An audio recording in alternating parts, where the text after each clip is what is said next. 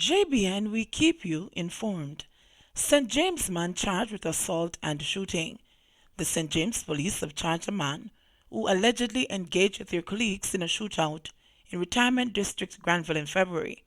Charged with shooting with intent and assault at common law is 20-year-old Nesta Gallimore, otherwise called Zado, a scrap metal worker of retirement in the parish. Gallimore was charged last week Thursday following an identification parade. A court date is to be set. The Montego Bay Police report that about 1:50 p.m. on Friday, February 8th, a team was on an operation in the area when they were attacked by Gallimore. He fired several shots at the cops. According to the police, the cops took cover and Gallimore escaped. The police say after intense investigation, he was later arrested. NWA boss blames pedestrian crossing foul-up on contractor. Moments after 61-year-old Arlene Bird scaled the Jersey barrier separating the 4 lanes on Constant Spring Road in the vicinity of Shortwood Road, she joked about her athletic prowess in high school. However, she pointed out the folly of having a freshly painted pedestrian crossing leading across the concrete barrier and the danger that it could cause was no laughing matter. I wonder what they were doing, because how can you have a crossing that leads into a barrier? What were they thinking? She said after crossing the thoroughfare, which is undergoing upgrading works. Others who noticed the error joked that what is needed was a ladder across it. Economist Dr. Damian King also highlighted the situation on his Twitter page, saying, "Seems the crew responsible for the wall were given wrong coordinates from the one responsible for painting the crosswalk." Yesterday, National Works Agency NWA boss E.G. Hunter acknowledged the blunder. "It's a public embarrassment in terms of the visual effect, but it's not something that is calamitous," Hunter said. "But at the same time, I wish to assure the public that the contractor will be correcting that error by cutting the barrier in the right location at no cost to taxpayer or government." He explained that the NWA painted the crossing at a predetermined location and that for the contractor to miss the mark is of his own doing. This additional piece of work is all on the contractor. This is not the norm.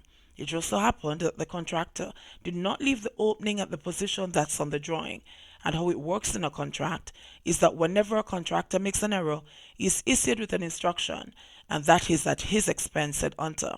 He said that the NWA had designed the crossing through the barrier, and that the agency was moving to make it easier for pedestrians to cross the roadway, especially in school zones. "We have identified all schools along the corridors where children will be traversing, and those will be marked," Hunter said.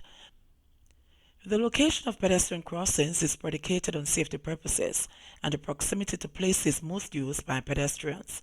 Shadow Cabinet to be reorganized after annual conference, says Phillips. President of the People's National Party, Dr. Peter Phillips, says the Shadow Cabinet will be reorganized after the party's annual conference ends on September 22. Following my re-election as President of the People's National Party last Saturday, a number of members of the Shadow Cabinet, consistent with tradition, have tendered their resignation as shadow ministers, said Phillips in a statement yesterday afternoon. Phillips' challenger Peter Bunting has resigned. So too have his campaign manager Dr. Dayton Campbell and his campaign chairman Mark Golding.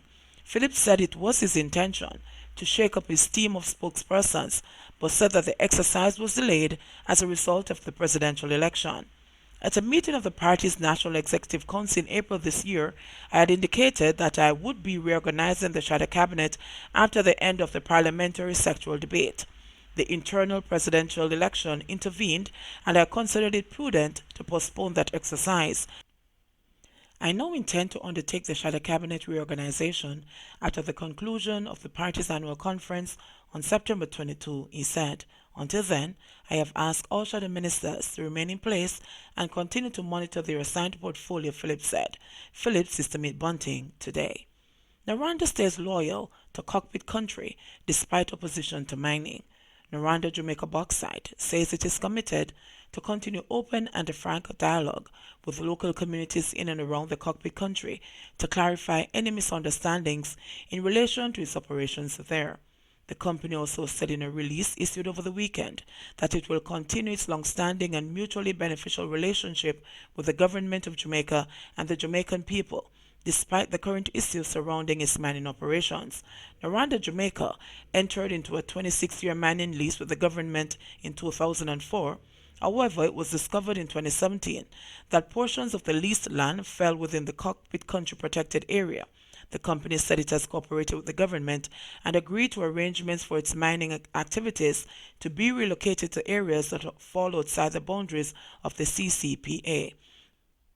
But despite their cooperation with the authorities, Noranda's come under attack from environmental groups and politicians, who have stepped up their demand that mining is also forbidden outside the boundaries of the protected area. In its weekend release, Noranda said it wished to remind the public that the company is not conducting any mining activity that encroaches on the CCPA and has not made any application to do so.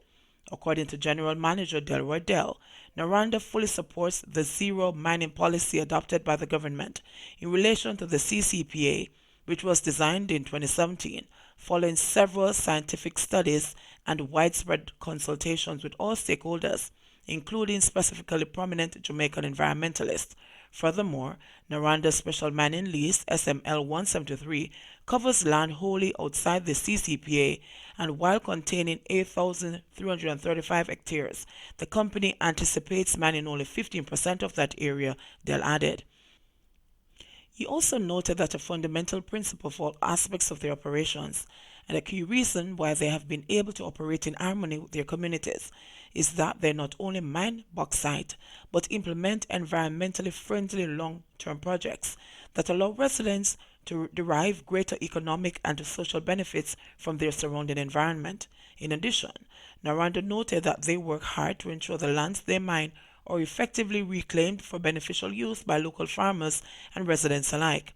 We are not only a leader in Jamaica with our reclamation activities, but we have been recognized around the world for our reclamation and greenhouse initiatives, Dell noted. He said that precluding Noranda from mining the reserves granted to it in SML 173, all of which fall outside of the CPA, will result in Noranda mining lesser quality bauxite at much further haul distances. The resulting economic impact, which will be felt in the relatively near future, will jeopardize Noranda's ability to sustain the more than 800 direct and 4,000 indirect jobs and the millions of US dollars in export earnings, taxes, and other goings that the company contributes to the Jamaican economy, Dell stated. Siblings sacrifice holiday to aid needy students. For 28 years now, Pastor Alberta Boswell James of the Restoration of Life Mission in Christ Apostolic Church in St. Anne's Bay has been serving children in the parish through back-to-school and Christmas treats, in addition to other charity work that benefit adults. For this year's back-to-school treat held at the playfield in Windsor Heights, St. Anne's Bay, Pastor James got more help in getting the event organized than she would normally get.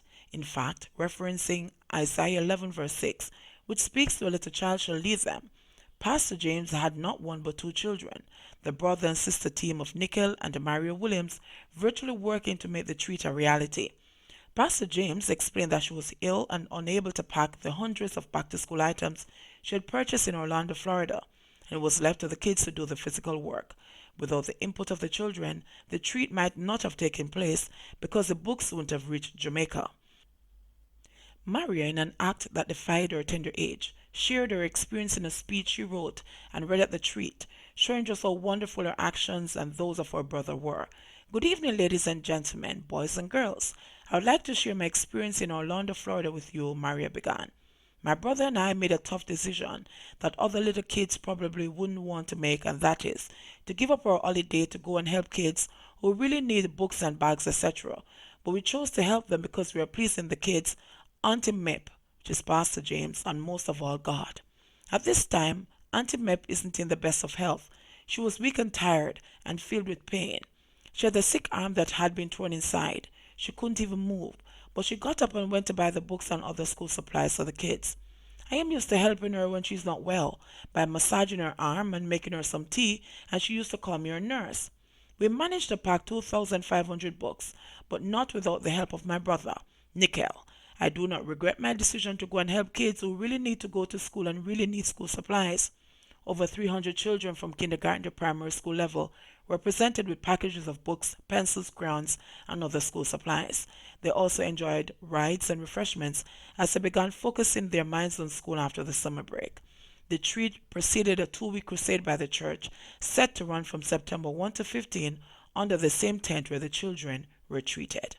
JBN, we keep you informed. Please remember to like, subscribe, share, leave us a comment, and click the notification bell to receive our daily news items.